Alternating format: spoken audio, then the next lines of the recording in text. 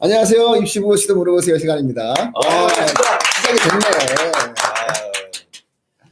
네, 저 진행을 맡고 있는 민우입니다. 네, 입시 킬러입니다. 잠시만요. 여기 저희가 소개해드립니다. 먼저. 소개해드립니다. 아니 뭐 잘하셨고요. 네. 저희가 확실하게 말씀을 못 드렸었는데 어떻게 오늘 시간이 안 되지 않았었어요? 원래 이제 낮에는 안 되죠. 네, 낮에 원래 안 되는데 저희 교육진단 방송을 위해서 특별하게 출연을 결정해 주셨습니다. 메가스터디 논술에 10년 동안 단 한 번도 1등 자리를 뺏긴 적이 없는 박기호 선생님이십니다. 안녕하세요. 10년 맞죠? 대충. 네. 10년 좀 넘었는데 내가 10년이라고 그랬구나. 아유, 10년이 넘었는데. 10년 안 될 겁니다. 네. 10년 안 될 겁니다. 네. 자, 오늘 그러면은 논술의 모든 것을 낱낱이 해부해 드립니다. 저희가 항상 몇 주 전부터 이제 방송할 때 논술에 대해서는 좀 전문가를 모시고 전문가의 손을 좀 타야 된다. 그렇죠. 이런 말씀을 좀 지속적으로 드린 바가 있었어요. 그래서 많은 입시 방송들이 저희뿐만 아니지만 뭔가를 어떤 논술 영역에 관해서는 좀 전문적인 성향들이 좀 부족한 것 같아요. 터치감이 좀 적은 것 같아요. 그래서 겉에서만 이렇게 쭉 일반적인 이야기들을 진행을 하는데 사실상 실제 학생들이 봤을 때는 정말 절박한데, 그렇죠? 무언가 논술에 대한 어떠한 전문가의 조언 그리고 오랜 경험을 통해서 만들어진 합격의 풍부한 사례들 이런 것들이 방송을 통해 사실 전달될 필요가 있거든요. 그래서 오늘 귀한 분 모시고 귀한 시간 갖도록 하겠습니다. 네, 초대해 주셔서 고맙습니다. 아닙니다. 네네네. 간만에 만나니까 너무 반가워요. 네. 한 7년 넘었죠? 네, 그 정도 되는 것 같습니다. 그래요. 네. 아유. 제가 이제 올가 교육에서 강의한 적 있죠. 예. 네. 순회역에서. 예. 네. 더 크게 됐으니까 다시 와주셔야 됩니다. 뭐 불러주면 옵니다. 불러주시면 옵니다. 아니, 박효 선생님은 저도 예. 영상 자주 보거든요. 예. 목소리가 너무 좋아요. 아유. 그럼요. 네. 성우의 느낌이 얼굴도 비슷하고. 동안이 동안이시고. 부끄러운 자리인데요. 아닙니다. 자, 너도 좋아서 그래요. 네. 왜냐면은, 각각의 영역에 대한 네. 전문적인 분들이 많이 이 자리에 오시긴 하셨었어요. 그럼에도 불구하고, 논술은 정말 처음인 것 같아요. 맞아요. 근데 학생들 입장이나 학부모들 입장에서 봤을 때는 정말 필요하거든요. 네, 그래서 이 논술에 대해서는 오늘 제대로 한번 낱낱이 해보는 시간 갖고, 라이브로 못 들은 부분들에 있어서는 또 추가적으로 좀 영상도 촬영해 주시기로 하셨거든요. 오늘 라이브 끝난 다음에. 그래서 교육진담에 계속 올려서 논술이 필요로 되어지는 학생과 학부모님들에게는 좋은 정보로 전달할 수 있도록 하겠습니다. 네. 자, 그럼 먼저 제가 질문을 좀 드리는데, 오늘 주제는 저희가 예고해 드렸던 대로 논술을 어떻게 해야 되냐. 그러면 이제 어떻게 했으면 좋겠냐라고 하는 거거든요. 그러면 논술은 좀 이렇게 해라. 그거를 박 교수님한테 듣는 이런 어떠한 내용으로 진행을 하게 되는데, 가장 먼저 그래도 중요한 거는 논술하면 저희도 계속 방송에서 얘기했지만 수능 최저거든요. 네, 수능 최저 맞습니다. 예. 네. 그 수능 최저에 대해서 현장의 경험을 좀 한번 얘기해 주세요. 일단 수능 최저가 사실 수능 최고죠. 무슨 뜻이냐면 수능 최저라고 세팅하지만 그 학생이 받을 수 있는 수능 최고점입니다. 그게 현실입니다. 네. 그래서 착각들 하는데 뭐 최저만 맞추면 되지? 그게 아니고 그 최저는 그 학생이 맞을 수 있는 수능 최고의 점수가 될 가능성이 높습니다. 네. 왜냐? 일단 수능 최저를 달성하는 비율을 보면 거의 80%는 못 맞춰요. 현장에서 느끼는 게. 그리고 대략적으로 이제 대학에서 발표하는 지표에 따르면 이하보인 대학들 있죠. 그런 대학들은 절반 정도 맞춥니다. 그 이제 최저가 좀 까다로워질수록 점점 좀 올라가죠. 그래서 거의 원수를 내지만 대부분 안 된다고 생각하는데 그 이유가 6평과 9평 점수를 부정해서 그렇습니다. 부정해서. 그래서 사실 6평 점수보다 수능 점수가 올라갈까요? 내려갈까요? 내려가죠. 내려가죠. 네, 70%가 내려갑니다. 내려가죠. 그래서 이제 학생들이 앉아있으면 상담을 이렇게 합니다. 와서 이 대학의 수능 최저 맞출 수 있어요. 그래. 무슨 공부로? 그러면 자기가 이제 고3 때 와서 공부를 했으니까 그래서 이제 등급이 좀 올랐다 이거예요. 수능 공부를 했더니. 그래서 6평에 뭐 지금 6평으로서는 수능 최저가 안 되지만 7모를 보니까 또 올라갔더라. 그래서 일단 칠모는 6평보다 다 올라갑니다. 그렇죠. 내려가는 학생이 없습니다. 고3들은. 그게 첫 번째고, 다음 두 번째가, 뭐 3월 모의고사보다 6모가 올랐어요. 그거 이제 착시 현상이죠. 착시 현상이고, 수능 되면 70%가 떨어지는데, 본인이 특이점에 있을 거라고 생각하는 게 문제죠. 그러니까 이게 우리가 정규분포를 그리면 표준 정규분포에서 대부분 이게 수능에서 5등급이 제일 많잖아요. 그렇듯이 수능 최저 못 맞추는 애들이 80%예요. 대부분이. 문과가 80%고 이과는 30%입니다. 그러니까 맞추는 학생들이 수능 최저를 달성하는 애들이. 자, 그러면 이제 거기서 대부분 못 맞추고 또 수능도 대부분 다 떨어지는데 등급이 떨어지는데 자기만 올라간다고 착각들 속에 있죠. 그래서 희한한 조합을 만들어내는데 6모에서 자기가 제일 잘 본 점수, 7모에서 자기가 제일 잘 본 점수, 그리고 9모에서 자기가 제일 잘 본 점수만 과목별 점수를 가지고 조합합니다. 아이고. 네, 그래서 체제를 다 못 맞춥니다. 체제 맞추는 게 제일 관건이고 체제는 그냥 자격이다. 시험 출시는 자격이다라고 생각하실 정도로 그렇습니다. 그래서 수능 체제를 무조건 맞춰라. 그럼 이제 수능 체제 전략인데 여기서 이참에 또 입시 현장에서 벌어지는 일 중에서 가장 지금 상담 들어오는 것 중에서 가장 중요한 건 이겁니다. 수능 공부를 해야 되는데 또 논술 공부를 하자니 어떻게 해야 되냐. 그러니까 수능 공부를 해야 되는데 논술 공부를 하면 수능에 방해가 될 것이고 또 수능 체제만 맞추면 되지 않냐. 이런 이슈가 있거든요. 근데 이제 가장 큰 착각은 전 과목이 다 4등급인 학생들이 있어요. 수능이. 그 친구들은 수능 체제를 아무것도 못 맞춰요. 그래서 오히려 등급이 덜쭉날쭉하는 애들이 논술 수능 체제를 잘 맞췄습니다. 예를 들면 국어 4, 수학 5, 영어 2, 탐구 2 이런 친구들은 수능 체제를 무조건 맞추죠. 근데 전 과목 골고루 3등급인 친구들, 주르륵 3등급, 그러면 이제 3하면 6을 못 맞추죠. 그래서 논술에서는 일부 과목을 포기한 애들이 논술 전형에 적합하다. 수능 체제도 잘 맞춘다. 골고루 3등급, 골고루 4등급은 그냥 정시해라. 이런 생각을 가질 수 있습니다. 뭔가 특이한, 네. 뭔가 특색 있는 그런 학생들을 선발하고자 하는 것이 대학에서도 논술 전형의 어떠한 영역으로 뭔가 학생의 어떤 인사이트, 학생의 특정 영역에서의 어떤 역량들 이런 것들을 좀 많이 따지는 것 같은데 거기에 맞는 게 사실은 또 수능도 보면은 골고루 모범생 보편적으로 잘하는 학생보다 특별하게 어떤 한 분야를 잘하는 학생들이 논술도 잘할 가능성이 있다. 수능 체제를 맞출 가능성이 있다. 이렇게 말씀해 주신 거죠. 그거는 이제 교육학적 명분이고요. 네. 안 본 사이에 내가 공부를 좀 해가지고. 아, 네. 대학은 돈을 벌어야 되고. 그다음에 수험생들은 낮은 점수로 대학을 가야 되고. 아, 그렇죠. 그래서 논술 영역이 이상하게 기생하고 있습니다. 네. 수능 최저에 대해서 좀 정리해드리면 수능 최저가 아니다. 수능 최고다. 제발 좀 조합할 때 네가 각 과목별로 제일 좋은 성적으로만 조합 좀 하지 마라. 어차피 안 된다. 그리고 골고루 잘하는 학생들보다는 특정한 영역에서 강점을 갖고 있는 학생이 수능 최저를 맞출 가능성이 높다. 네. 이런 말씀들을 정리해 주셨네요. 네. 그러면 이게 이제 수능 최저다라고 하면은 이 수능 최저를 가지고 이제 우리가 만약에 노력을 했어요. 그리고 실제로 모의고사보다는 약간 낮을 가능성이 있다는 것을 경험칙적으로 우리가 염두에 두고 수능 최저를 맞춘다 쳤을 때 올해 가장 핫하게 좀 예상이 되어지는 논술이 두 학교가 있지 않습니까? 네. 고려대학교와 연세대학교가 있는데 그렇죠. 네. 이 두 학교는 어떻게 공략해야 되는 거죠? 자, 일단 올해 이제 패턴이 고대가 새로 생겼잖아요. 네. 그래서 이제 시중에서 이제 담임선생님들이랑 그다음에 컨설팅 하시는 분들이랑 학생들이 상담을 하죠. 네네. 그러면 웬만한 점수가 나오면, 즉 고대가 수능 체제가 높아요. 4, 8이잖아요. 그리고 경영은 4, 5입니다.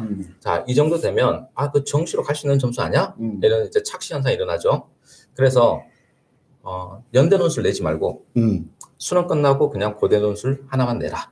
고대 논술 최상위권 이야기입니다. 네, 고대 논술 내라. 그래서 이런 기류가 돌고 있습니다. 그래서 연세대는 실질적으로 이제 경쟁률이 떨어질 가능성이 있고, 그리고 고대는 경쟁률이 갑자기 숏 칠 수 있어요. 올라갔는데 체제를 못 맞출 테니까 실질 경쟁률은 뭐 아주 낮아지는 그러니까 최초 경쟁률은 뭐 100대 1인 학과가 나올 겁니다. 그런데 실질 경쟁률은 10대 1 이하 이런 일이 벌어질 겁니다.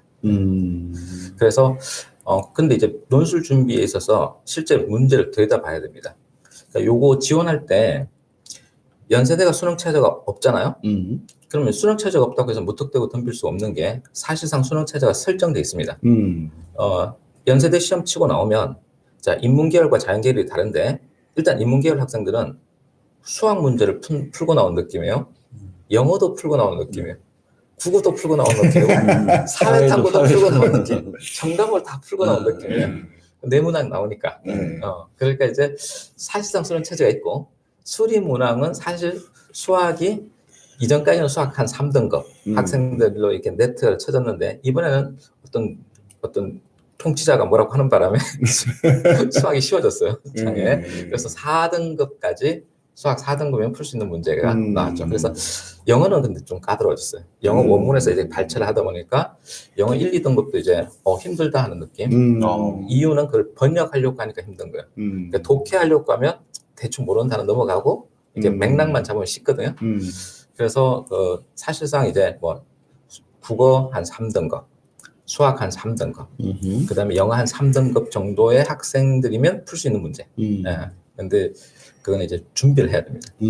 연세대는 패턴이 있어서 그 패턴대로 준비를 해야 됩니다. 그리고 이제 준비 기간이 많이 듭니다, 시간이. 저 많이 든다는 시간이 뭐냐, 한 3개월 정도 집중적으로 풀어야 됩니다. 그 패턴대로. 기출 문제도 누적돼 있기 때문에 기출 문제 패턴은 이제 20학년도부터 바뀌었습니다. 그래서 20학년도부터 최근의 문제까지 9세트의 문제가 나와 있습니다. 9세트의 문제를 자유자재로 풀 수 있어야 돼요. 풀고 또 풀고. 그리고 그와 비슷한 예상 문제를 풀면 준비를 할 수 있습니다. 그리고 자료 해석 문제가 의외로 까다롭습니다. 그러니까 실험 심리학이 나옵니다. 실험 심리학이 나와서 우리 사회문화에서 보는 그 실험 문제 있잖아요. 그런 정도의 문제가 나오기 때문에 자료 해석에 대한 이해도가 있어야 되는데 독립 변수, 종속 변수, 매개 변수 이런 것까지 조절 변수까지 다 이해를 하는 상태에서 문제를 풀면 보입니다. 인과관계에 대한 기본적인 이해도가 있어야 됩니다. 근데 이제 고려대는 그냥 단적으로 이야기하면 고려대는 준비가 짧아도 됩니다. 그냥 일주일 준비 됩니다. 이유가 뭐냐? 기출 문제는 필요 없습니다. 없으니까. 근데 시중에 이제 7, 8년 전에 기출 문제, 2015학년, 16학년도의 기출 문제를 풀고 있는 학원도 있는데 큰일 납니다. 논술 문제 전혀 다릅니다. 전혀 다르고 그럼 나와 있는 문제는 2세트밖에 없어요. 모의 논술이라고 해서 작년에 하나 나왔고 올해 하나 나왔고 그래서 모의 25 1차, 2차 그 2세트밖에 없습니다. 자, 그 2세트만 연습을 해보면 거기서 딱 2세트에서 던지는 메시지가 있습니다. 메시지는 뭐냐면 요리를 하라는 겁니다.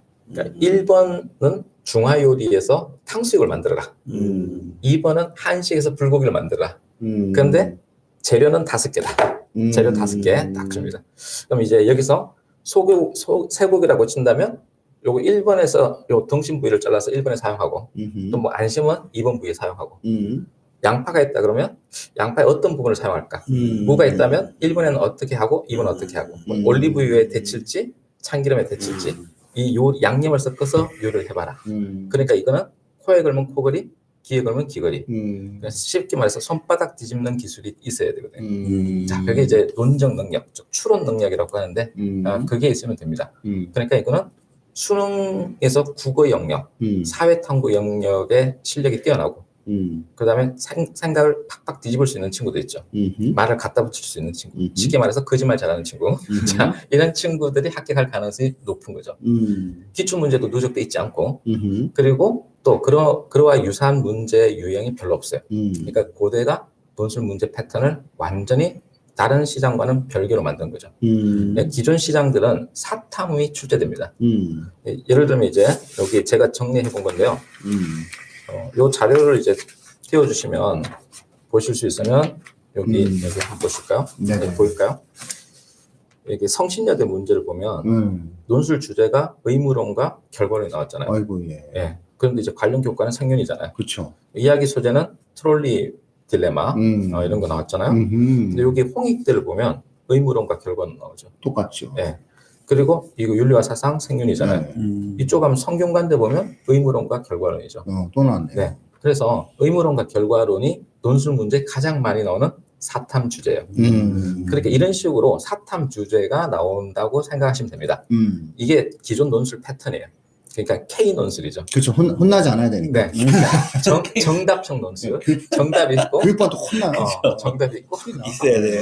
그리고 왜 붙고 왜 떨어지는지 명확하게 말할 수 네, 있어야 되고, 말할 수 있어요. 네. 그게 이제 K 논술인데, 고대는 K 논술의 경향을 살짝 벗어났습니다. 벗어났구나. 네, 살짝 벗어나서 논적 능력만 딱 보는 거예요. 그래서 제시문에 사탐 주제보다 문학, 그러니까 시, 소설, 그다음에 비문학, 지문 5개를 쫙 줍니다. 인생에 풍부한 경험을 갖고 있는 애들 중에서 수능 체제를 맞출 수 있으면 와라 뭐 이런 얘기네요. 그러니까 이게 수능 체제를 맞춘 학생들 중에서, 사업화를 맞춘 학생들 중에서 이게 손바닥 뒤집기 잘할 수 있는 그런 친구들이 결정나는 거죠. 그래서 이제 사실 고대는 구평치고 한 10월달에 한 달 준비해도 준비할 수 있습니다. 연세대는 그렇지 않습니다. 수능 전에 치고 그리고 추석 특강까지 이제 준비를 해야 되겠죠. 지금부터 8월, 9월 2달 빡세게 준비해서 기출문제 9세트 다 풀고 예상문제 풀고 이렇게 해야 됩니다. 아주 이거 뭐 전부 박수. 깔끔하네요. 깔끔하게. 네. 댓글도 좀 읽어주세요. 네. 국어 비문학을 잘하면 인문 논술에 유리한가요? 유리는 한데 국어 1등급이 논술 붙지는 않습니다. 음. 논술은 다른 종목이라고 생각하시면 됩니다. 사회탐구랑 직결됩니다. 이야, 대단하네. 자, 일단 정리를 해드리겠습니다. 고대랑 연세대의 어떤 논술의 특징에 대해서 제 교수님 너무 깔끔하게 정리해 주셨습니다. 네, 고대와 연세대 논술은 고대는 한 문제 나오고 연대 4문제 나오는 셈이다. 그리고 고대는 이제 2문제가 나오는데 6번 제시문이 자료 해석입니다. 그러니까 자료 4개를 주고 문제점, 사회 문제를 밝히는 거예요. 사회 문제점에 대해서 대안 제시하는 거. 그렇죠. 근데 똑같은 제시문 5개를 가지고 이쪽에서는 주장이 나옵니다. 그 주장에 대해서 옹호하거나 반박하라. 거기에 근거로 활용하라 이거예요. 그러니까 이제 네 마음대로 요리해봐라. 그래서 그거를 요리라는 기준으로 한 문제. 그 다음에 영역별로 따졌을 때 연세대는 4문제. 그러니까는 결국은 준비할 게 연세대가 4배 이상 많다. 시간도 많이 걸린다. 이런 말씀을 좀 해주신 것 같아요. 맞아요. 고대 같은 경우 수능 체제를 맞출 수 있으면 누구나 도전을 해봐라라는 얘기로도 전 들리거든요. 아니야, 그냥 무조건 하는 겁니다. 무조건 그냥 도전해라. 원서는 던지는 겁니다. 원서 던져라. 이런 얘기. 왜냐면은 누구나 할 수 있는 거다. 누구나 할 수 있고 준비가 짧아도 되고 이게 누구나 할 수 있다는 말은 국어하고 사탐 능력이 뛰어나면 할 수 있다. 근데 그 친구들은 수능 체제 맞출 거다. 수능 체제 맞춘 애들은 할 수 있다. 그래서 대로변으로 대치동 대로변 한티옥으로 나왔다는 얘기가. 고대 바람이 누구나 하니까. 고대 바람이 불 거다고 한티옥으로 나왔는데 찬바람만 붑니다. 그래서 아까 막하늘역에서 대화를 나눴거든요. 근데 뭐 한티옥으로 나왔다고 대로변으로 나왔다 그래서 원래 다 대로변 있잖니 그랬더니 골목에 들어갔어야 되나 그래서 왜 대로변이 좋지 않냐 그랬더니 바로 이것 때문에 그랬구나. 그렇죠? 논술하고는 다 뒷골목이 있습니다. 그렇지 않죠. 이제 대로변에 나와야 되겠는데요. 고대가 이렇게 바뀌면. 그래서 이제 일시적이래요. 고대는 이제 잠깐 치는 거니까. 이제 자연계는요 조금 다른 게 그냥 수학으로 결정이 나요. 그래서 수능 수학 실력이 있으면 되는 겁니다. 근데 수능 중에서 이게 수원, 수투, 뭐 공통수학은 당연히 포함되고요. 그다음에 미적 보통 생각하는데 수리 논술은 그게 기하도 나오고 확통도 나옵니다. 근데 이제 그게 나올 때 기하, 확통이 나온다고 해서 학생들이 이렇게 쫄아합니다. 이건 나는 전혀 못 풀어요. 근데 그럴 필요가 없는 게 인문 논술하고 자연계 수리 논술은 점수가 달라요. 합격자 점수가. 인문계 논술은 90점대에 형성되어 있습니다. 그러니까 완벽하게 풀어야 되는 겁니다. 그래서 인문계 논술을 지원한다 그러면 자기가 이 지원하는 대학의 문제를 꺼내서 완벽하게 풀 수 있는지를 봐야 됩니다. 자연계는 달라요. 자연계는 보통 크게 3문제가 나오지만 그 안에 다시 또 문제가 3분대입니다. 그래서 뭐 많게는 6개에서 9문제를 푸는데 그걸 막 이렇게 세세하게 세분화된 대학이 있어요. 홍익대 같은 경우는 그 문제를 막 쪼개서 만들어 놓고요. 그 다음 뭉뚱그려서 크게 한 문제로 나온 대학도 있습니다. 다른데 여기서 이제 크게 착각하는 게 나는 기하를 안 해서 이거 못 풀겠어. 확통을 안 해서 못 풀겠어. 그럴 필요가 없는 게 만점 받을 필요가 없잖아요. 그렇죠. 그럼 이제 합격할 수 있는 점수를 보면 성균관대를 예를 들면 일단 3, 40점대 합격 점수입니다. 일반 학과. 그 이제 그 위에 뭐 조금 높은 학과도 있죠. 그 60점대. 이 학과는 80점대. 이렇게 되어 있습니다. 그러니까 의대를 지원한다 그랬을 경우에는 다 맞출 수 있어야 됩니다. 다 풀 수 있어야 됩니다. 근데 그게 아니고 자연계 일반 학과를 지원한다 그러면 자기가 못 푸는 영역 버리고 푸는 영역만 맞추면 됩니다. 그래서 여기서 이제 지원하실 때 조금 이따 이야기하려고 했는데 지원할 때 일단 입시 컨설턴트들 말을 듣지 마라. 이건 말은 뭐냐면 입시 컨설턴트들은 문제를 열어보지 않는다. 그렇죠. 문제를 풀어보지 않는다. 저도 이제 수능 문제 안 열어봅니다. 수능 문제 제가 국어에서 풀고 있겠습니까? 안 풉니다. 마찬가지로 학교에 있는 국어 선생님들은 논술 문제 안 풀어봅니다. 그러니까 뭐가 나오는지 모릅니다. 그래서 지원하실 때 수능 체제를 먼저 고려하시고 두 번째 고려해야 될 것은 그 대학 문제를 내가 풀 수 있겠는가. 그렇죠. 수리 논술 같은 경우는 과감하게 포기할 거 포기하고 맞출 것만 맞추면 된다. 그러니까 너무 욕심내지 마라.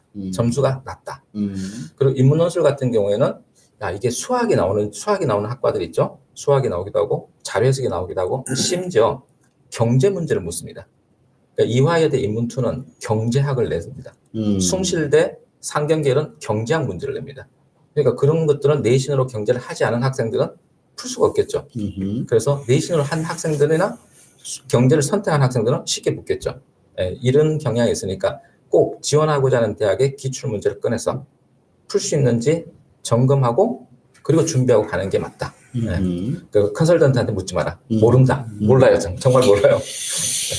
자, 그래서 뭐 지금 말씀하신 것처럼 네. 저희도 이제 이 방송을 하면서 이제 입시 컨설팅에 대해서 이제 사람들이 막 얘기를 하잖아요. 네. 그래서 제가 이제 저희 교육진담에서 아마 최초일 겁니다. 국어 능력 컨설팅을 진행을 했어요. 오, 네. 예, 국어 능력, 국어만 따로. 언어가 잘 안 올라가잖아요. 그러니까 2등급이 1등급 된다거나 3등급이 뭐 자주 틀리거나 그래서 저희가 국어 컨설팅을 좀 진행을 하면서 제가 갖고 있는 생각이 똑같아요. 그러니까 이 아이가 학종 컨설팅을 한다라고 했을 때는 학생부 상에서 어떤 특정 영역에 대한 내용들을 가지고 컨설팅을 받는 거. 우리 내용님이 잘 아는 6개를 어디 쓸 거냐. 전형 일정에 따라서 이렇게 맞추는 거. 그 다음에 수학도 마찬가지로 수학학원에 가가지고 컨설팅 받잖아요. 그것처럼 이제는 우리나라 컨설팅이다라고 하는 것들이 외국처럼 영역별로 이제 흘러가는 시대가 된 것 같아요. 그런 면에서 본다라고 했을 때는 우리가 6논술을 써. 6논술을 쓰면 논술학원에 가서 컨설팅을 받는 것이 맞는 거죠. 전체적인 전략적인 형태의 대학에 대한 컨설팅을 한다 쳐도 지금 선생님이 말씀하신 것처럼 우리 박 교수님이 말씀하신 것처럼 이 아이가 이 문제를 풀 수 있는지 없는지에 대한 내용들을 정확하게 전문가 진단을 통해 가지고 수시 원서를 쓸 때에도 쓰는 것이 훨씬 더 학생의 현재의 데이터에 근거해서 만들어질 수 있다라고 하는 부분이에요. 그래서 그런 측면에 대해서는 예. 저랑 생각이 일치하는 게 저는 이제 논술 진단 평가라는 걸 지금 10년째 하고 있습니다. 그러니까 이제 학생들이 어떤 학교를 지원하고 싶다 그러면 주목구시를 하지 않고 와서 문제 풀어보라고. 저는 그래서 미수등이라는 것도 만들었어요. 미리 보는 수능 등급. 네. 국어 미리 보는 수능 등급. 이런 거 만들잖아요. 그래서 원래 전문가들은 다 비슷하게 같은 걸 하고 있어요. 생각이 비슷한 것 같습니다. 그렇죠. 아니, 생각이 비슷한 게 입시 현실에 대응하다 보면 어쩔 수가 없어요. 어쩔 수가 없는 거잖아요. 결국은 저희가 이제 첫 번째, 두 번째, 세 번째 그 고대 논술, 연대 논술까지, 그 다음에 논술의 최저, 수능 최저까지 저희가 좀 훑어봤는데, 가장 중요하게 학생들과 학부모님들께 말씀드려야 되는 건 뭐냐면, 제가 지금 이렇게 몇 년 만에 만났지만, 여전히 진화하고 성장하는 선생님이시구나. 그러니까 항상 1등을 하지라는 생각이 좀 드는 게, 결국은 모든 입시의 출발과 시작은 현재 학생의 수준이거든요. 현재 학생의 실제하는 모습이거든요. 거기서부터 시작하지 않으면 안 되는 거기 때문에, 지난 10년간 또 얼마나 또 잘 정교하게 다듬었겠어요. 그죠?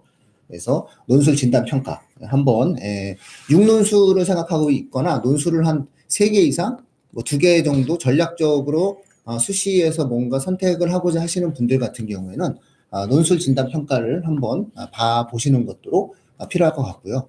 자, 그럼 이어서 질문을 이제 또 드리고 싶은 거는 연대랑 고대만 있는 게 아니잖아요. 그렇죠. 네. 논술은 뭐 수많은 대학들이 하고 있잖아요. 네. 그것 좀 얘기 좀 해주세요. 뭐 어떻게 해야 돼요? 일단 이게 경쟁률과 관련해서 좀 말씀을 드릴게요. 이게 원서를 쓰기 전에 이렇게 경쟁률을 보고 기함을 합니다. 네. 뽑는 인원은 2명 뽑고 5명 뽑는데 경쟁률이 막 100대 1, 50대 1 그럼 기함을 하죠. 근데 이제 그걸 생각해 봐야 될 게 뭐냐면 수능 1, 2등급 학생들은 정시로 가면 되죠. 그리고 이제 내신 1, 2등급 학생들은 학종이나 교과로 가면 되죠. 그럼 이제 제일 많은 등급을 차지하는 학생들이 3, 4, 5, 6등급 학생들이 제일 많잖아요. 그들이 갈 곳이 별로 없어요.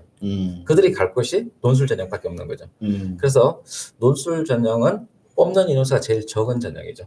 뭐 인서울로 따진다면 서울 수도권으로 따지면 한 10% 정도 뽑고 그리고 정시 40%, 학종 교과 또 그 정도의 비율이잖아요. 한 50% 이렇게 되는데 그럼 이제 그 논술 전형이 뽑는 비중이 인원수가 제일 적음에도 불구하고 경쟁률이 제일 높고 지원하는 사람은 제일 많아요. 그래서 그 막무가내 막 지원하죠. 그래서 어떤 이 말이 붙냐면 논술은 로또다. 그래서 생각을 해보세요. 로또라고 한다면 그 사람이 로또를 대하기 때문에 로또가 돼요. 이게 신중하게 되는 분들은 그게 또 신중해지죠. 이번에 무슨 동탄 무슨 자인가 경쟁률이 100만 대? 아니요 거의 300만 대 1. 300만 대 1? 290만 대 1? 뭐 이렇게. 나 안 냈으니까. 그 뉴스 보고 깜짝 놀랐어요. 거의 한 10명 중 대한민국 국민들 성인들 중에 5명 중 1명이 넣는데. 그게 이제 로또잖아요. 네. 그 이제 그냥 던져보는 거잖아요. 그러니까 논술 전형을 그냥 던져보는 사람들 때문에 로또가 되는 거예요. 그럼 준비하시는 분들은 경쟁률이 얼마일까요? 100대 1이 아닌 거죠. 1대 1인 거예요. 1대 1. 그렇죠. 네. 준비된 사람 1대 1입니다. 그럼 실제적으로 1대 1일까요? 1대 1입니다. 어떻게? 1대 1인 학과가 있어요. 논술 전형이. 어디가 그럴까요? 숭실대가 그랬어요. 숭실대 중소기업 벤처학과. 좋은데? 실질 경쟁률 1대 1. 이유가 두 가지 이유가 있는데 하나는 수능 치고 그 다음날 시험을 봤어요. 그러니까 원서 낸 학생들 중에 시험 치러 오지 않은 결시율이 절반. 그리고 또 온 애들 중에 또 수능 최저가 있었어요. 그거 반타자. 그래서 4분의 1로 줄어들었죠.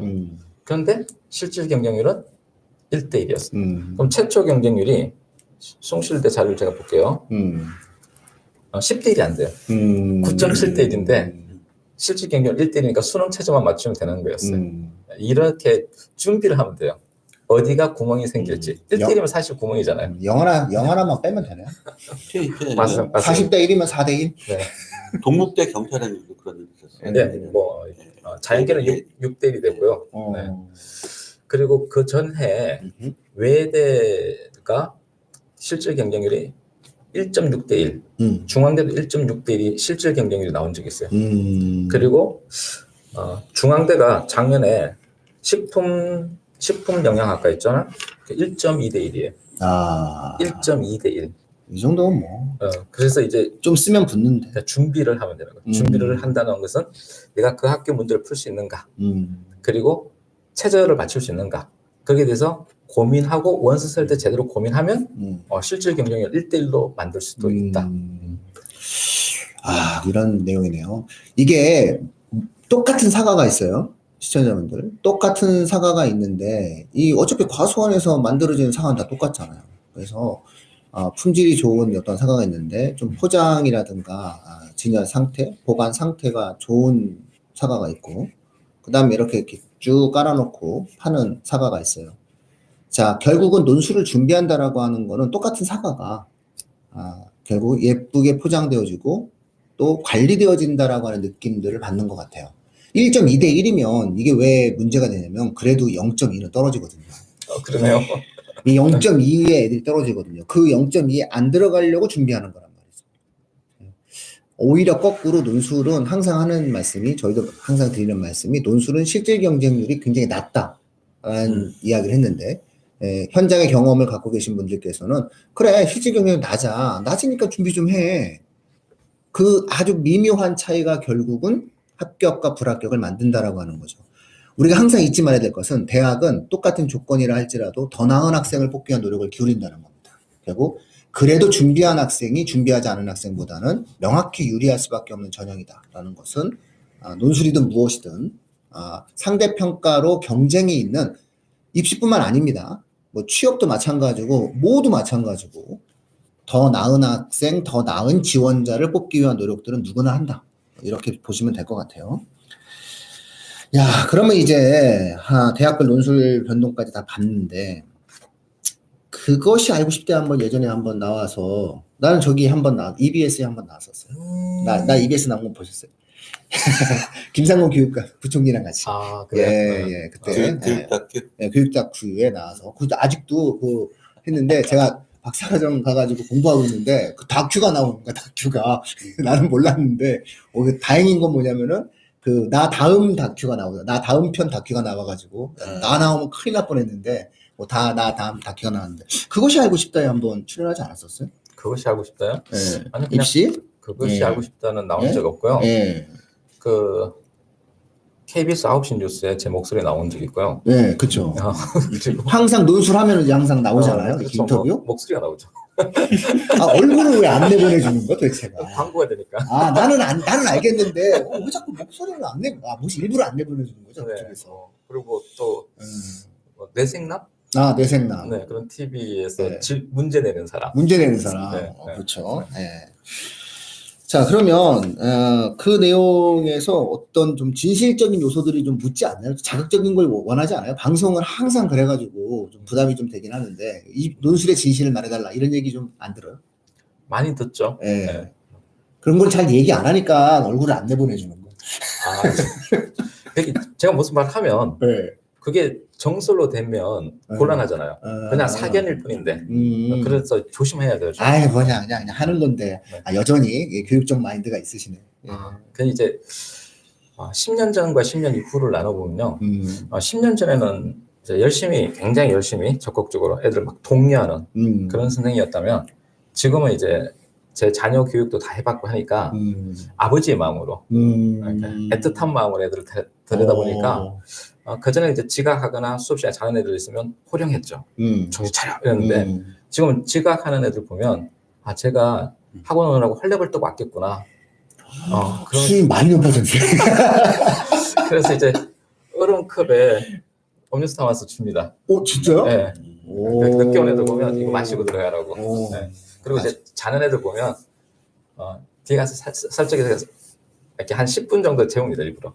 그러니까 곧잘 안 깨워요. 가면서 이제 툭 칩니다. 이제 10분 지나면 일어날 때 됐다고. 그렇게 이제 직접적인 호령이 아니라 간접적으로 아버지 마음으로. 애들이 보면 너무 힘들게 살거든요. 네. 그래서 안타까운 마음에 그렇게 변하더라고요. 아이고, 너무 좋아졌다. 그렇죠. 좋아졌습니다. 인간 됐습니다.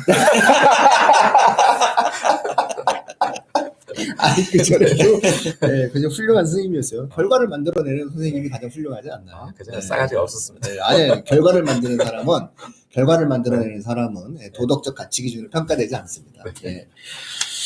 자, 그러면 몇 개 굉장히 많은 질문들이 있어요. 논술하면은. 근데 이제 제가 또 생각하는 질문 중에 하나는 교육 현장에서는 주로 8월에 준비하죠, 논술을. 네, 8월 스타트죠. 8월 스타트죠. 네. 이 8월에 처음 시작해도 되죠? 안 되죠. 되나요? 안 되죠. 미치겠어요. 요거 어떻게 좀? 요 부분은 어떤 학생은 되고 어떤 학생은 안 될 것 같은데 말씀 좀 해주세요. 일단 첫 번째가요. 끈기가 없는 학생들은 8월 달에 들어와서 내상을 입고 나갑니다. 그러니까 내상 입으면 안 되는데. 1월부터 시작해서 7월까지 7개월 동안 진행한 학생들이 있을 거 아니에요. 일주일에 한 번씩. 안 되지, 걔들한테. 그래서 이제 같이 수업에 들어옵니다. 수업이 오픈반이니까 같이 들어옵니다. 그러니까 어머니들이 정보가 잘 없으니까 그건 논술 2학기 때부터 하면 된다며 이래가지고 들어옵니다. 8월에 들어오면 그때는 기초를 하고 있지 않아요. 문제풀이 반이잖아요. 문제 풀고 있는데 오면 이거 어떻게 풀지 하고 한 20분 있다가 설거문이 사라집니다. 근데 기도 안 찬 건 상담할 때 이야기를 합니다. 얘 문제 못 풀 겁니다. 어머니 못 풀 거예요. 이렇게 이야기를 하잖아요. 그래도 우리 애는 잘할 수 있을 거예요. 수능을 잘하니까. 수능하고 상관없거든요. 그거는. 들어와서 문제 풀다가 20분 만에 사라진 애들은 가장 끈기가 없는 애.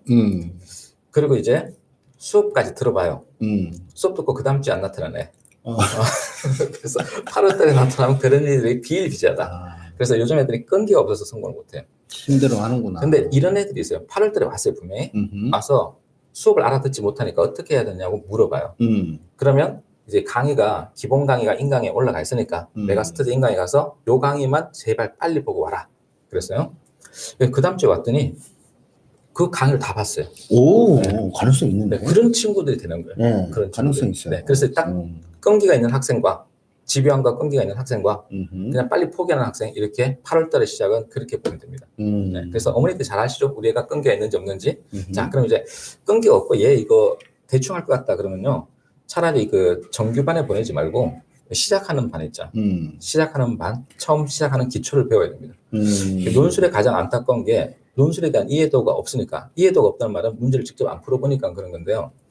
직접 풀어보면 이게 대학이 굉장히 정교하게 문제를 잘 만듭니다. 기가 막히게 제가 봐도 진짜 교수님들이 천재다. 이거 정교하게 이렇게 만들었구나 하는 느낌이 딱 듭니다.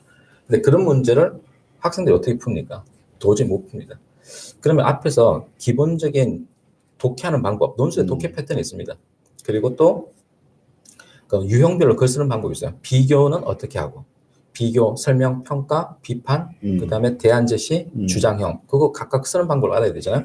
요 정도를 알고 와야 되는데 문제는 오자마자 글을 쓰니까 원고지 사용법도 몰라요. 그게 문제인 거예요. 그래서 자기 레벨에 맞는 반을 들어가서 8월 달에 시작할 경우에 그리고 끈기를 가지고 앞에 기초 과정을 지금도 늦지 않았으니까 풀어라. 그리고 대학별로 문제를 푸는 건 9월 달에 해도 늦지 않다. 그런데 보통 지금 8월 달에 오시면 어떻게 하시냐면 선생님 저희 애가 경희대하고 중앙대를 갈 거예요. 그러니까 중앙대와 경희대 문제만 풀겠어요. 가장 큰 패착입니다. 절대로 못 붙어요. 이유가 뭐냐면 경희대와 중앙대 논술 문제는 기출된 문제는 이미 나왔기 때문에 다시는 안 나와요. 아까 문제 제가 보여드렸듯이 의무론과 결과론 그러면 성신여대, 홍익대, 성대 이렇게 나왔잖아요. 그건 뭘 의미하냐면 그 작년도 논술 문제예요. 돌고 돈다는 뜻이죠. 그래서 내가 뭐 중앙대나 경희대를 간다 그러면 저라면 두 가지 준비를 할 텐데 하나는 내용적인 것과 형식적인 거로 나눠서 형식적인 것은 그 대학의 기출문제를 풀 때 그 대학의 기출문제는 최소 3년치 아예 맥스 3년치라고 보면 됩니다. 왜냐하면 논술 문제는 계속 바뀌니까. 그러니까 20학년대 논술 문제 유형이 아예 바뀌었고 또 22학년대 아예 바뀌거든요. 한 2, 3년 사이로 논술 문제 패턴이 완전 바뀌어요. 그래서 최근 2, 3년치만 푸는 겁니다. 그래서 그 대학의 논술 문제를 풀 때 시간 배정을 어떻게 해야 되고 1번부터 풀지 2번부터 풀지 이런 것들을 가늠하는 형식적인 공부를 하는 게 있어요. 대학별로. 그다음 하나는 내용적인 공부는 선제적으로 해야 됩니다. 선제적으로 한다는 것은 올해 나올 게 뭐냐 이거죠. 그럼 두 가지를 익히는데 하나는 타 대학의 24학년도 기출문제 그리고 타 대학의 25학년도 모의논술 문제를 보면 시사적인 것들이 어떤 걸 출제할 거고 그와 관련된 교과 영역이 어떤 거라는 걸 보여줍니다. 그래서 내용적인 공부는 타 대학 기출문제를 푸는 게 훨씬 더 낫습니다. 그것도 딱 24학년도와 25학년도 모의논술 문제. 그래서 남학생들이 이제 크게 착각하는 게 제가 수업 들어가서 이화여대 문제나 성신여대 문제를 줘요. 그럼 에이 여대를 못 줘 이래요. 자기 지원하지 않으니까 풀어봐라고 풀 수 있냐고 못 풉니다. 못 푸는데 그런데 거기서 교과적인 내용과 시사적인 문제가 팍 연결되면 자기가 이제 시험장에 갔는데 그런 문제가 나오는 거예요. 그래서 내용적인 면과 형식적인 면, 형식적인 면은 그 대학에서 이미 발생한 역행적으로 그러니까 이미 발생한 것에 대해서 역사적인 문제를 그냥 패턴을 보는 거고 내용적인 건 선제적으로 앞으로 나올 것에 대한 준비 그 두 가지를 하면 될 것 같습니다. 그 여대 문제 내는 분도 남자 교수님이셔. 맞아요. 왜 그래? 남녀가 어딨나 문제. 야 정말 오늘 그 논술이라는 주제에도 불구하고 실시간에 많은 분들이 들어와 주셔서 저희 그 시청자분들 인사 말씀 한번 또 다시 한번 쭉 한번 들어주시고요. 네. 논술이 그 지금 현재 준비하는 과정들이 조금 그 예전 같지 않죠? 논술이 많이 어쨌든 입시에서 그 메인의 역할. 인기가 떨어졌죠. 예전에 이제 많이 뽑으니까 많이 뽑고 또 많이 뽑으면 또 이례적으로 희한한 일들이 생기죠. 그러니까 뭐 기적적인 일이 기적적인 일이 하나씩 있어야 되는데. 그래서 이제 인기가 있다가 지금 적게 뽑으니까 기적적인 일이 별로 일어나지 않아요. 기적이라고 해봤자 이런 경우입니다. 수학 인문계의 이야기입니다. 인문논술에서 수학 8등급입니다. 수능 8등급. 근데 성대 논술 붙을 수 있을까요? 붙었어요? 네, 붙었어요. 이건 기적이네. 그런 전략적으로 선택하는데 그 친구는 이제 국어하고 영어 4탐만 해서 수학을 아예 버리고 버렸구나. 네, 아예 버리고 논술 올인 그런 친구들이 이제 붙죠. 그리고 또 논술 그러면 짧은 기간에 합격할 수 있을까요? 합격할 수 있는 대학들이 몇 개 있습니다. 논술이 매우 쉽거나 준비 기간이 있을 수 있는 학교인데 수능 치고 곧바로 치는 뭐 고려대, 성대, 서강대, 중앙대, 경희대, 건국대 이런 대학들은 수능 치고 하루 만에 준비를 할 수가 없잖아요. 그러니까 그건 미리 준비를 해야 되고 수능 치고 일주일 동안 벌어지는 대학이 있습니다. 그러니까 중앙대, 대표적으로 중앙대, 이화여대, 그 다음에 세종대, 그리고 외대. 특히 외대는 논술 100%죠. 이런 대학들을 수능 끝나고 일주일 동안 준비하면 역전극이 벌어집니다. 그래서 논술 짧은 기간에 준비해도 돼 하는 대학은 중앙대, 외대, 이대, 세종대 이런 대학들은 광운대 이런 대학들은 짧은 기간에 승부를 볼 수 있고요. 인하대와 아주대는 아예 지금 준비 안 해도 됩니다. 수능 치고 2주 뒤에 시험을 봐요. 주구장창 준비할 시간이 많습니다. 능력, 네. 시간 충분하네요. 네. 그래서 이런 케이스가 있었죠. 아예 논술을 하지 않았고 자연계 학생이었어요. 그런데 인문 논술로 지원합니다. 그리고 수능 끝나고 이제 저한테 와서 일주일 동안 해서 인하대를 붙죠. 그런 케이스가 있습니다. 그래서 극적인 케이스는 그런 케이스. 네. 그래서 그런 극적인 케이스가 드러나면 이제 대박을 치는 거죠. 논술 학원들이. 단적으로 이제 이런 경우가 있었어요. 연세대 논술에 아까 수학도 나오고 영어도 나온다고 했잖아요. 근데 영어 3등급이 붙을까요? 쉽지 않은, 그거 어렵지 않아요? 3등급은 일단은 연세대 같은 경우 이게 합격했어요. 네. 합격했어요. 수능 영어 3등급이 합격했어요. 지금 무슨 학과에 합격했을까요? 무슨 과? 영어 영문학. 심지어? 어떻게? 미리 본 거예요? 아니요. 제시문을? 그 친구한테 물어봤어요. 너 어떻게 했니? 그랬더니 천천히 읽으면 돼요. 이게 번역이 아니거든요. 번역할 필요가 없고 핵심적인 키워드를 가지고 몇 개만 골라내면 돼요. 그래서 제가 가르칠 때 영어 제시문 그거 번역하지 말라고. 그리고 다 볼 필요도 없다고. 키워드 몇 개 보이면 그거 가지고 그냥 쓰면 되는 거라고. 아는 단어 네, 맞아요. 써. 쫄 필요 없다고. 같은 말이야. 그러니까 그 친구가 천천히 읽으면 돼요.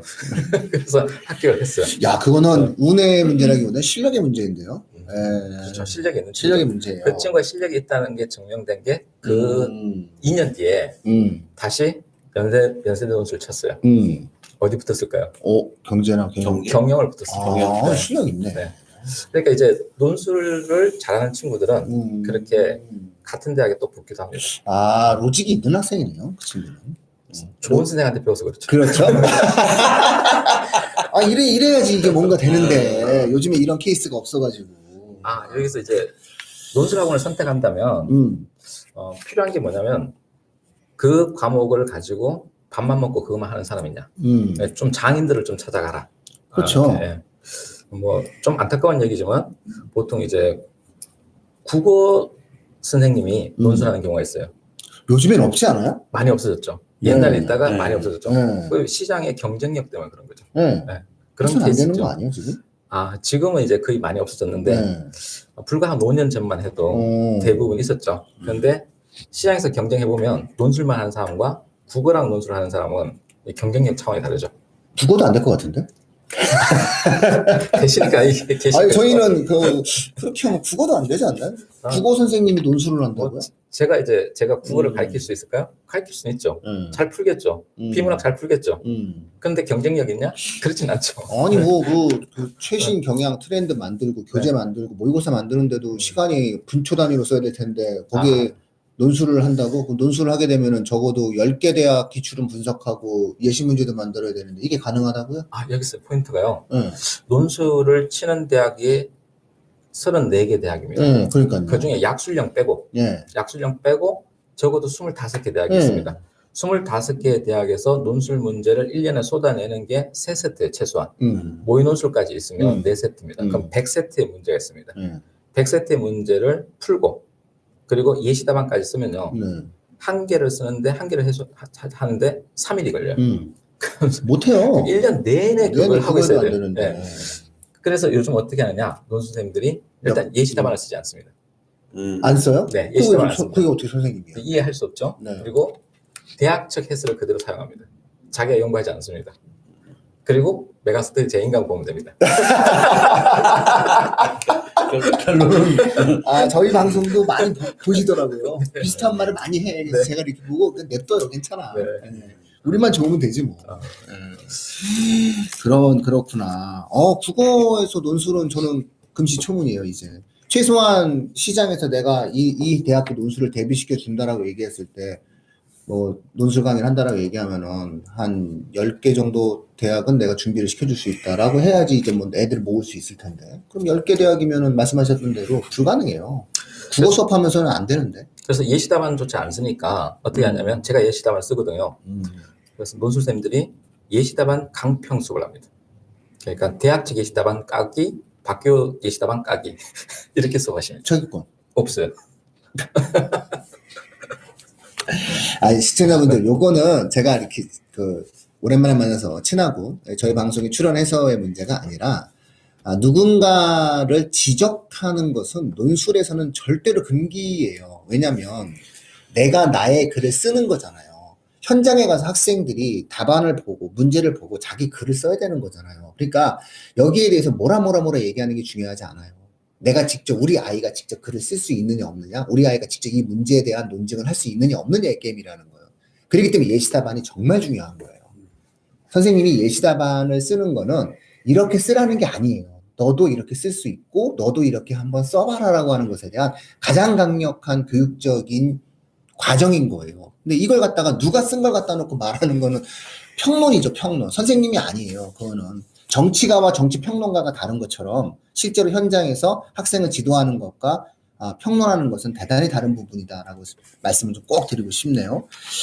오늘 저희가 막 대화를 하다 보니 뭐 시간이 이렇게 됐어요. 그래서 저희 추가적으로 제가 여쭤보고 싶은 것들, 지금서부터는 아주 디테일한 부분이 좀 있거든요. 학교별로 어떻게 좀 준비를 해야 되는지, 저희가 준비한 게 뭐냐면은 이제 예를 들어서 준비 방법은 어떻게 되느냐, 디테일하게 어떤 단계는 어떻게 되느냐, 논술을 준비하는 학부모들은 도대체 뭘 준비해야 되느냐. 엄마들도 뭔가 이런 부분들에 대해서 아셔야 될 것들이 있는데, 이런 부분들은 어떻게 되느냐.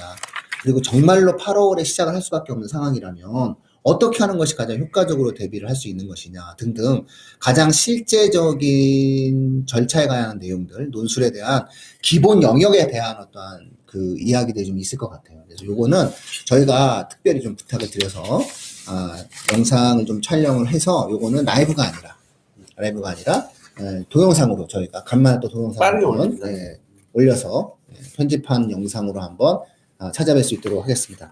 오늘 만나서 너무 간만에 만났는데 너무 반갑고 시청자분들께 한번 인사 좀 한번 해주시죠. 불러주셔서 고맙습니다.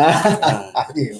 그리고 예전에 이제 청소학원 다닐 때 그렇죠? 점심 먹을 때 기억이 납니다. 아이고 그 예전에 요즘에 이투스라고 해야지. 이투스 몰라 사람들이. 강남 우리 저 직원분 한 분이 네. 한 번만 더 얘기하면 내 별명을 강솔이라고 지더라고. 예, 8월에 혹시 시간 되면은 한번 간만에 한번 찾아서 인사를 한번 드릴까라는 마음이 있었어요. 거기 찾아가가지고. 왜냐면 이제 제가 제 어떤 브랜드의 뭐 프랜차이즈나 FC 사업을 시작하면서 뭔가 전국적인 사업을 진행하다 보니 그때 생각이 좀 나더라고요. 나한테 참 따뜻하게 대해주셨구나. 이런 생각이 좀 나서, 또 옛날 또 생각이 좀 납니다. 자, 저희 그 논술의 박기호쌤 좀 모시고, 오늘 방송 진행을 했었고요. 저희는 뭐 항상 그 순수한 마음으로 진행하는 거기 때문에 필요하신 분들은 직접 연락하시고, 그 다음에 여기 또 유튜브 사이트도 있어요. 확인도 좀 해주시고, 뭔가 전문적인 형태에 대한 상담을 원하신다면은 교육진담회에서 방송 보고 연락드렸습니다라고 얘기하시면 더욱 잘해주지 않을까 싶습니다. 네. 오늘 또 필요하신 자료는 네. 제가 이제 이렇게 문과, 이과 전부 시험 시간, 뭐 최저 이런 표가 있거든요. 네네. 이런 표랑 이런 것들을 제가 필요한 자료를 드릴 테니까 여러분 다운로드 받을 수 있도록 조치를 취하시면 좋을 것 같고요. 네. 그다음에 이제 저도 뭐 아까 말씀하신 대로 유튜브 사이트에 박기호 논술이 있습니다. 근데 그건 이제 의도가 뭐냐면 수업을 하다 보니까 학부형들이 소통을 하고 싶은데 이게 일일이 상담하기가 힘들잖아요. 수업이 뭐가 진행되고 어떻게 되고 정보를 주기가 힘드니까 그 정보를 주는 차원에서 시작을 했습니다. 코로나 전에. 그리고 이제 지방 학부형들이 많이 보시기 시작했습니다. 지방은 이제 논술에 대한 정보가 거의 없어요. 그래서 그 지방 학부형들이 수능 끝나고 또 이제 저한테 커피 쿠폰을 보내주시죠. 기다리고 있습니다. 따뜻해요. 따뜻해요. 네. 더 디테일한 얘기는 녹화를 이제 해서 그래야 바꾸고 되겠습니다. 예. 네, 그래서 오늘 라이브 방송은 이렇게 마치고요. 저희 논술에 관련된 동영상 강의 또 많이 시청해 주시면 감사드리겠습니다. 자, 오늘 다시 한번 감사드립니다. 고맙습니다. 보시고 인사드리겠습니다. 말씀 여기까지 진행하겠습니다. 네.